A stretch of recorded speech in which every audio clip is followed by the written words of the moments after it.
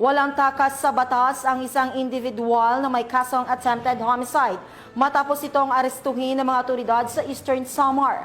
Patrolwoman Cristel Palafox sa balita. Nahuli ng mga otoridad ang isang lalaking wanted person na may kasong attempted homicide sa Barangay Santo Tomas, Sulat, Eastern Samar. Naresto ang akusado bandang alas 10:30 ng umaga ng mga tauhan ng Sulat Municipal Police Station kasama ang Eastern Samar Provincial Intelligence Unit, 801st Maneuver Company, Regional Mobile Force Battalion 8 at Regional Intelligence Division, Regional Special Operations Unit 8. Sa bisa ng warrant of arrest para sa kasong attempted homicide na may nirekomendang piyansa na 36,000 pesos para sa pansamantalang kalayaan. Dinala ang akusado sa Sulat MPS para sa kaukulang dokumentasyon at tamang disposisyon. Ang operasyon ay naging matagumpay sa pakikipagtulungan ng mamamayan upang mapaigting ang kampanya kontra kriminalidad para mapanagot ang mga taong may sala sa batas at mapanatiling ligtas ang komunidad tungo sa bagong Pilipinas.